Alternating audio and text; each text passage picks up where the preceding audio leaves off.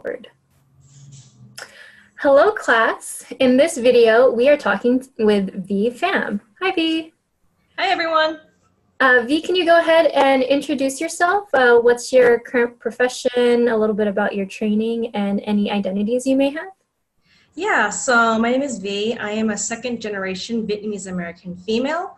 I am currently working as an associate marriage and family therapist and also associate professional clinical counselor.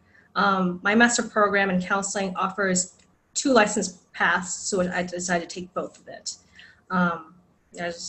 So I'm just going for 2 licenses, which are basically they're the same thing, except one is more widely accepted in different states and one is more well-known in California. So my identities, like things that I like succulents, plants, and this is my stuffed animal Walry. I don't know.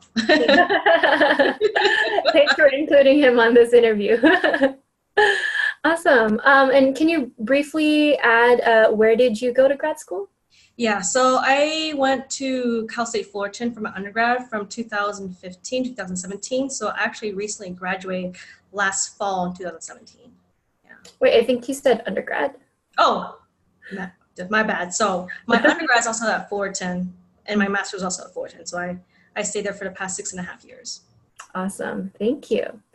So let's start with what you do. Can you please share what you do and why you do it?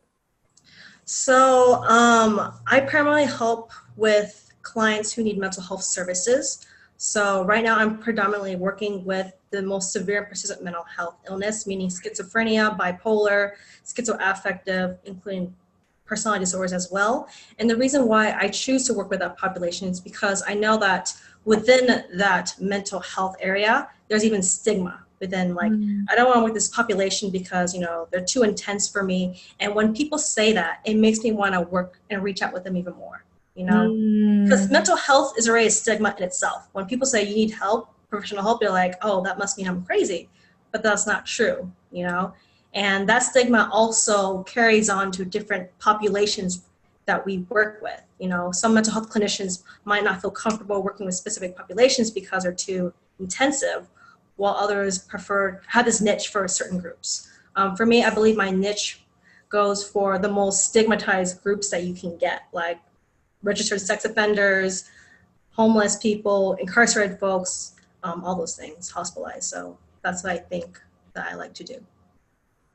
Can I ask, why is that something that you like to do?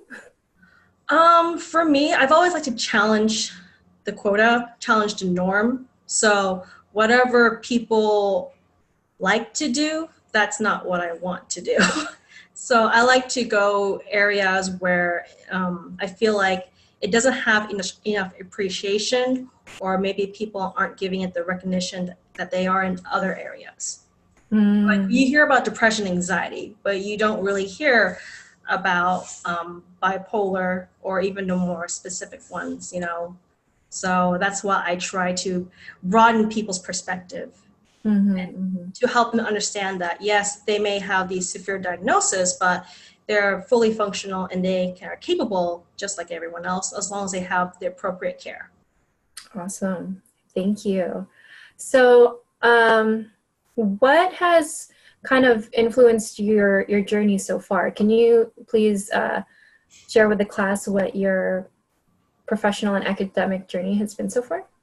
Yeah, I actually wanted to be in IO psychology when I was an undergrad, because apparently someone told me, you know, that's the most money you can make with just a master's in psychology. I was like, sure, I need money. That sounds great. So, but once I started taking classes for IO psych, it wasn't my thing. Like, I'm not good at statistics, so that's not my thing. And then I met a professor who was in the counseling profession, my counseling program. I came across him when I needed, you know, do some research. He took me in, and then I realized this was the kind of profession that I want.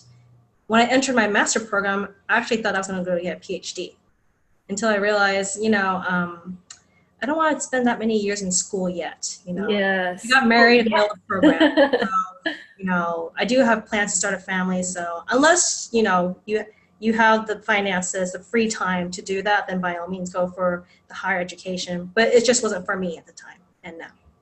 Mm-hmm, mm-hmm. Thank you. Did you have any jobs along the way to help you influence that, or maybe volunteer work, research? Like, how did you kind of formulate that decision? I did a lot of research towards the end of my undergrad and also throughout my graduate years. As much as I like to research, um, there's pros and cons to it. So I realized that basically weighing on the additional time spent going to school or going straight to the career, which is counseling, I figured that would be more beneficial for me in my case. Mm-hmm, mm-hmm. Because I feel that while research is important, I also want to be able to implement what I'm researching about. So I actually take whatever research talk about, and then I apply it to work with my clients. So I want to be able to balance that so that if I do go to PhD, I already have some background based on that. So you made the decision to pursue a master's so that you could start working in the field and use that to influence any research that you would do later on in a PhD program. Yes. Awesome. Thank you. So thinking about your current job right now, what is the best part about being a therapist or training to be a therapist? I guess I'm not sure if you can be officially considered a therapist yet. I am, but the technical term is registered associate, so I'm not licensed yet. I'm working towards my license. That's why there's the word associate in front of it. What I like most about being an associate MFT, just to be short for that, is that I have the opportunity to explore as many clients as possible. So I went from working with kids who have a history of trauma, parental conflicts, to domestic violence. So the female adults who have experience of being victimized or survivors. And now I'm working with people who have substance, incarceration, homelessness, and severe. So, because I know that once I become licensed, eventually I'm going to have to find what group do I want to work with the most. Because you can't be a therapist and be like, I work with everyone. It's very hard to promote yourself as that way. It's more beneficial to say I'm a therapist who specifically works with trauma clients or something like that. So that's what's the best part, is that I get to explore whatever I want. Do you have any thoughts yet, even though you kind of just started, of the populations that you think you would like to continue working with in the future? I think I really want to work with the minority population, meaning the LGBTQIA, the people like people of color, or more stigmatized groups. I've learned that working with people who have mild to moderate issues, for me it's kind of boring. It's like, hey, I'm just having trouble with getting to school on time. I was like, yeah, that's great. There's some people who can do that, but for me, I want the ones who truly do need help, because for me, that's where I see it's more rewarding when I see them make progress. Mm-hmm, mm-hmm. Interesting. Yeah, I think definitely mental health, there are different levels of severity, right? And so while everyone has mental health challenges, and prevention and early intervention is important, you see your spot as with folks who have a little bit more severe situations to work through. Mm-hmm. Cool. So how about the most challenging part of what you're doing? I think the hardest part is that sometimes they never come back. Like for my population that I work currently, because they have a long history of unhealthy behaviors, like using drugs for 20 plus years, or they're used to being homeless for 10 plus years. We can do all this work, and then some days they don't come back, and some of them actually do die. I've had a couple of cases where clients died while I was seeing them for treatment. So that can get pretty intense because our population is so high risk. They put themselves in these kind of situations that increases their likelihood of getting injured or even put into long-term hospitalization. So as a professional who's working with folks who are going through these heavy situations, and particularly in those situations where they do pass away. How do you cope with that? I think I come with the impression that, you know, every time I get to be with them, spend time with them, that's the most that I can do at that moment. So it's kind of like taking it meeting by meeting when I see them. Because I know that wherever they may be, if they choose to leave a program for whatever reason, we hope that they have already learned some of the skills that we've taught them. That's as much as we can hope for. Yeah, that's a great way to look at it, rather than seeing yourself as this, I guess, savior, right? Like you're gonna fix all their problems. Like that's not really what it is. It's also about like having compassion for yourself, right? Yeah.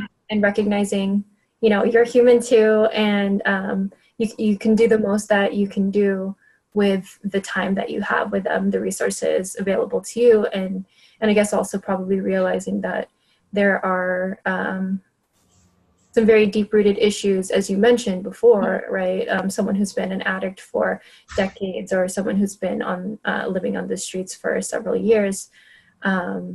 Psychotherapy is going to help to some extent, but it's not going to solve everything right away. Yeah.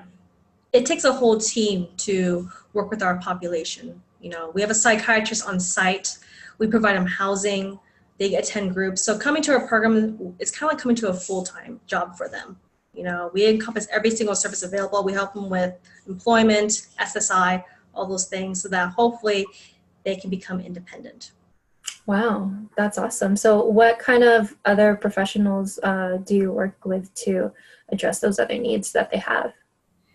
Like other professionals in my workplace, we have nurses, case managers. So let's say if you are interested in this population, but you don't have the master's degree yet, or you're working towards it, you can work as a case manager. You know, that means you help them with behavioral issues. Like, hey, I know that you keep going back to this pattern. What can we do to change it this time?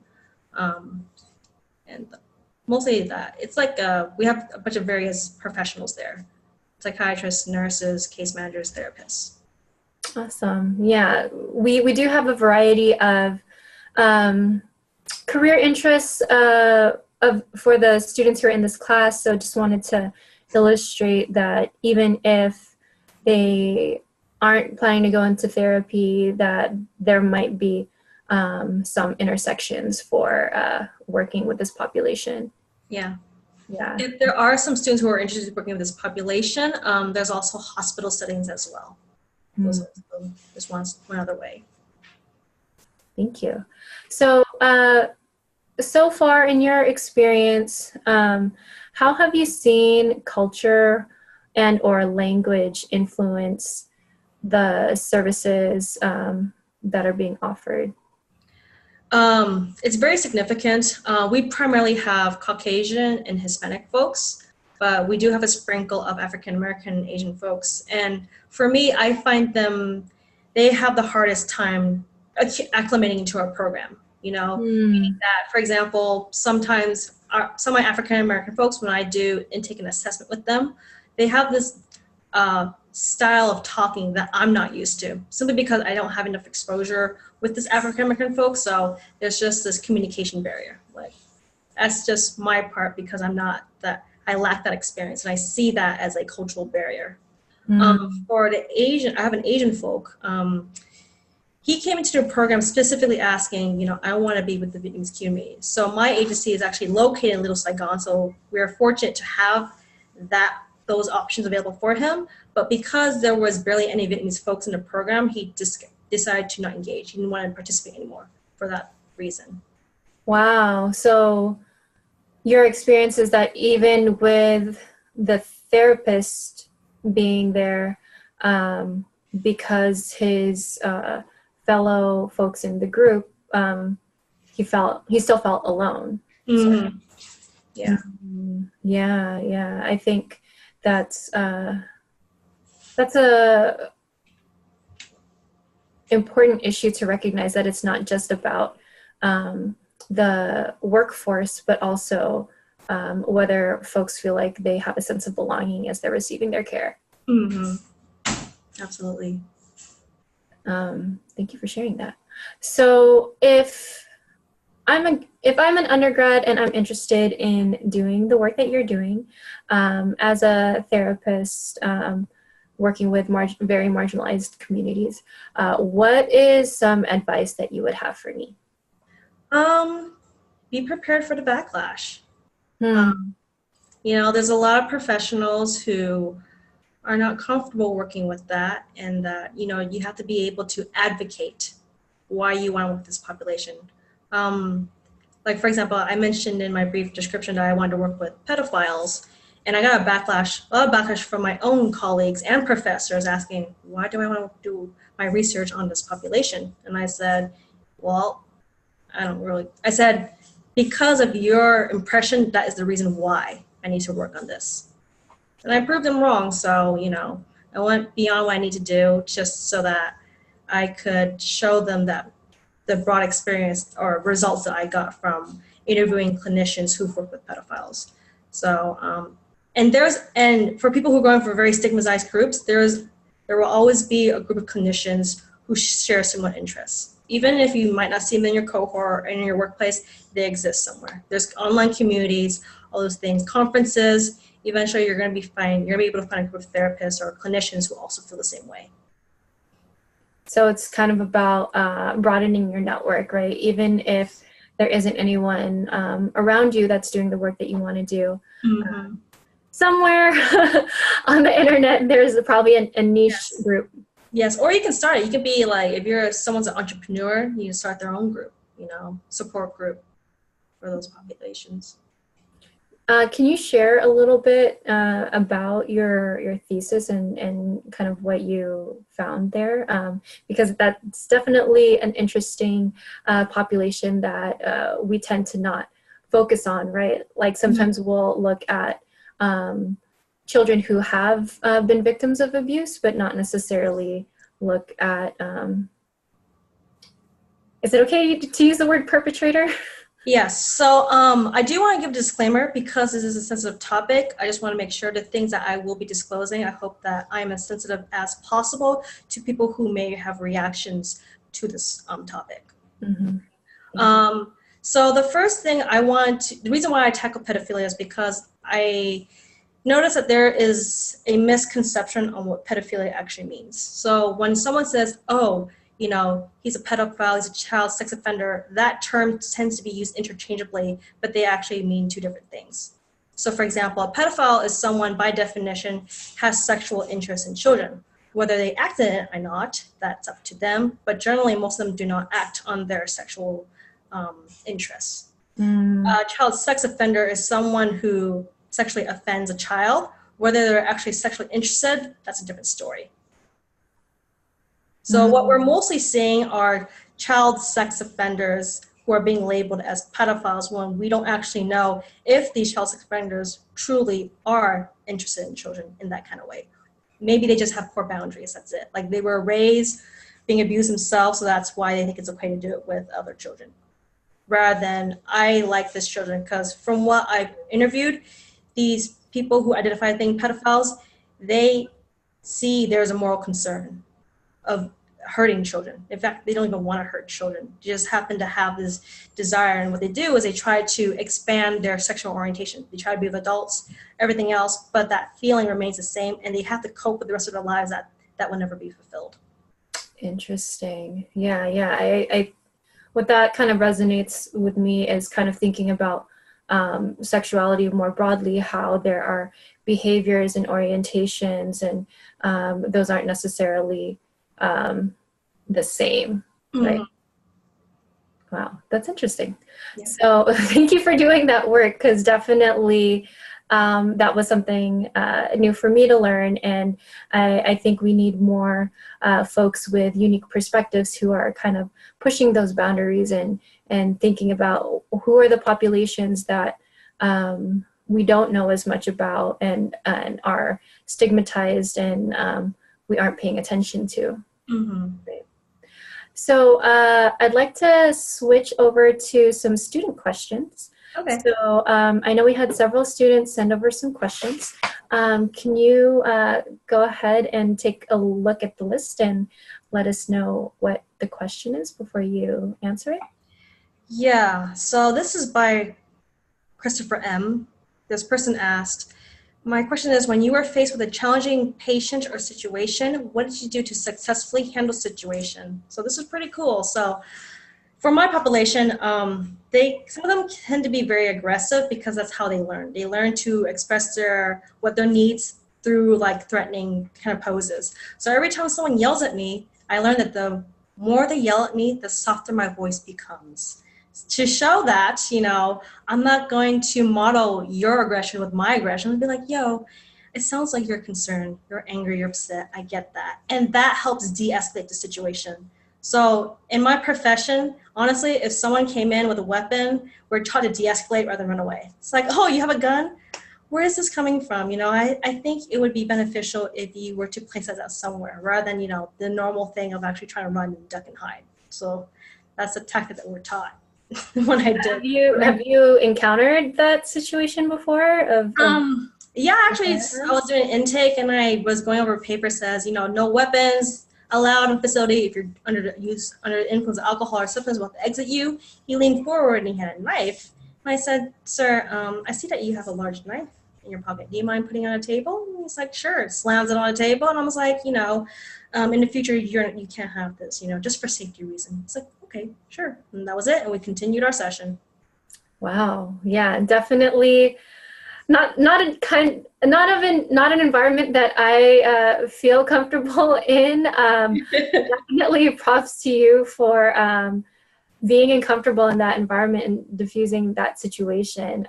Definitely, we all have our strengths and assets, and I think finding a job is about seeing what environments you're comfortable in, right? Mm-hmm. Even if you have two people who want to be therapists, they might pursue different work settings. Yes. Right? I want to give a disclaimer because I work in it's called FSP, Full Service Partnership, where as a team we work together. That's the reason why I'm able to de-escalate that situation. If you are in private practice or in another mental health agency that doesn't work with as severe population, obviously your safety procedure is going to be a lot more different.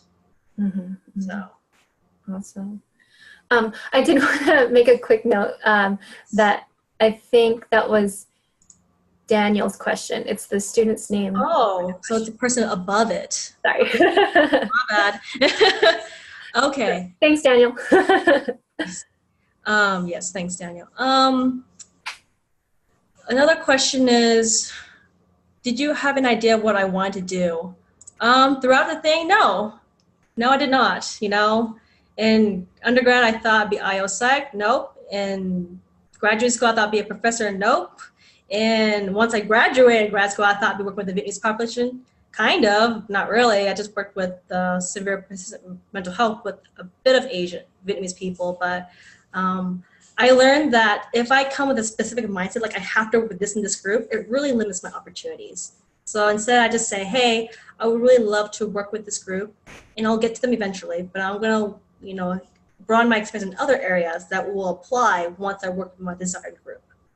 Yeah. I think that's a great way of approaching careers and job hunting, right?